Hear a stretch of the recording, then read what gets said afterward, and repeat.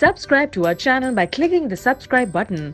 Click the bell button and enjoy the latest uploads from our channel. Fashion की दुनिया के सबसे बड़े मेले मिलान फैशन वीक में इटली की मारूफ डिज़ाइनर स्टेला जेन्स ने पाकिस्तान के इलाकों कैलाश और हंजा की सकाफत से मुतासिर होकर एक फैशन कलेक्शन मुतारिफ करवाई थी।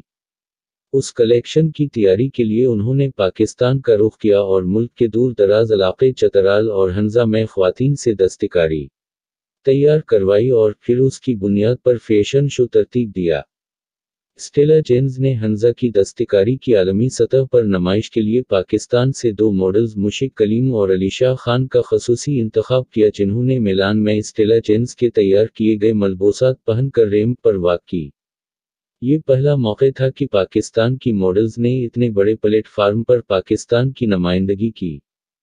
स्टेला ने कैलाश की ख्वातीन से अपनी पसंद के डिज़ाइन तैयार करवाने में उन्हें हदायत दें और साथ ही उनकी मदद भी की।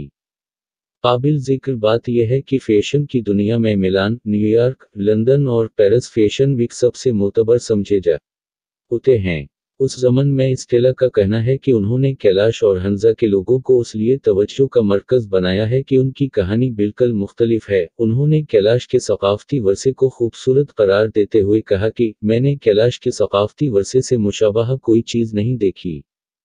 स्टेला ने कहा कि उन्हें उस बात का खदशा है कि हाथ की बनी हुई दीदा ज़ैब और मुनफरिद कढ़ाई का रुझान धुंधलाता जा रहा है। इसे महफूज बनाने के लिए उन्होंने मिलान फैशन में पेश की जाने वाली अपनी तख्लीक में इसे नुमायां जगह दी।